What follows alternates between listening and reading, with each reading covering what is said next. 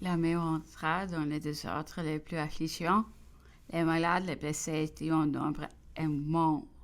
Les hôpitaux, les maisons particulières ne suffisaient pas pour les contenir. Et le plus destructif des maladies, la fièvre pestilentielle, attaqua non seulement l'armée, mais tous les villages et toutes les villes sur son passage. Après revint une seconde fois à Paris les 10 au 11 novembre.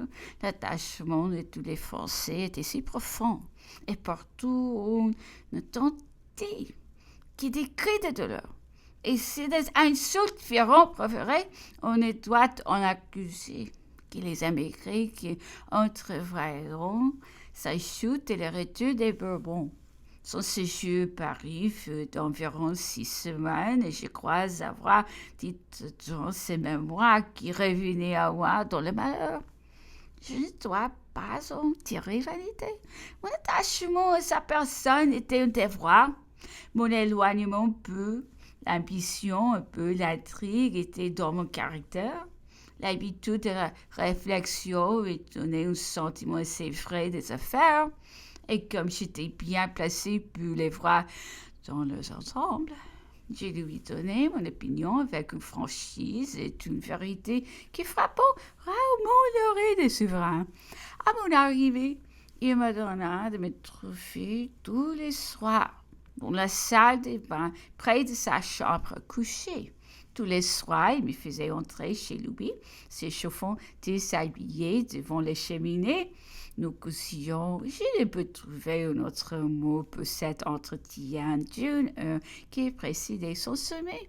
Les premiers jours, je l'ai trouvé si abattu, si accablé, que je fus épouvanté. Je l'ai vu à son secrétaire, qui était mon ami. Je lui communiquai mes craintes qu'il n'y eût dans cette forte tête un peu d'affaiblissement. Ne vous en effrayez pas, me dit-il. Il n'a rien perdu, mais vous n'avez de soi qu'un homme écrasé de fatigue. Il se couche à 11 heures, mais il se lève à 3 heures du matin et jusqu'au soir. Il n'y a pas un moment qui ne soit pour le travail. Il est temps que cela finisse, car il succombera, et moi avant lui. Nos entretiens avaient surtout pour objet la situation de la France, et je lui disais avec une franchise dont les névéités pouvaient seul faire pardonner la rudesse, et que la France était fatiguée à l'excès, qu'il était impossible qu'elle peut longtemps encore supporter l'intolérable fardeau dont elle était accablée, et qu'elle se déroberait à son joug pour se livrer, suivant son triste usage, à la nouveauté, sa divinité favorite.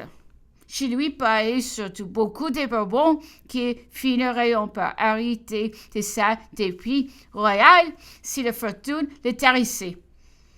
Ce mot de Bourbon le rendit rêveur et il se jeta dans son lit sans dire un mot. Mais après quelques minutes, m'approchant de son lit pour savoir si je pouvais me retirer, je fus convaincu qu'il s'était profondément endormi.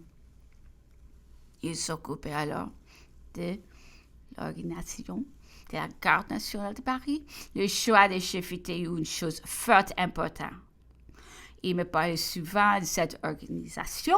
Dans mon opinion, je la voulais aussi militaire que possible. Il me semblait qu'il y était d'une haute importance. La composait d'anciens guerriers qui ayant à défendre le foyer et la gloire nationale, électriserions les citoyennes et trouverions facilement dans l'ardente jeunesse de la capitale une armée de braves qui suffirait pour repousser du moins l'ennemi des murailles.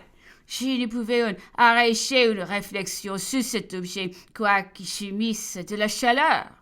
La liste des officiers supérieurs lui fut enfin présentée. Je ne me rappelle plus par qui, mais le jour même de cette présentation, monsieur le préfet Blanc vint me faire visite pour m'annoncer avec son ton doux et son patelin, que j'étais sur cette liste en qualité de chef de division. Le soir, je l'ai chez l'empereur suivant ma coutume. Le maréchal Berthier y arriva et lui dit devant moi, savez-vous qui j'ai nommé pour colonel de la garde nationale?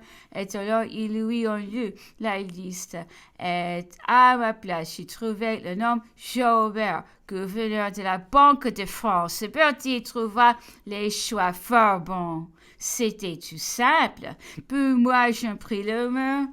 Il n'y avait cependant que des coups à gagner dans cet emploi, et je me retirai. Le lendemain après la messe à l'audience, j'étais à 2 pas de Jaubert. C'était un conseiller d'État, aussi un avocat de Bordeaux, homme d'honneur de mérite, mais qui n'avait jamais approché de l'armée. Un peu ridicule, d'ailleurs, que militaire par sa figure et ses habitudes de cabinet. L'empereur s'approcha de lui et l'autre le remercia humblement de la nouvelle dignité dont il était honoré. L'empereur lui dit, en riant avec cet air un peu coquin, si cruel dans le souverain, vous n'êtes jamais monté à cheval?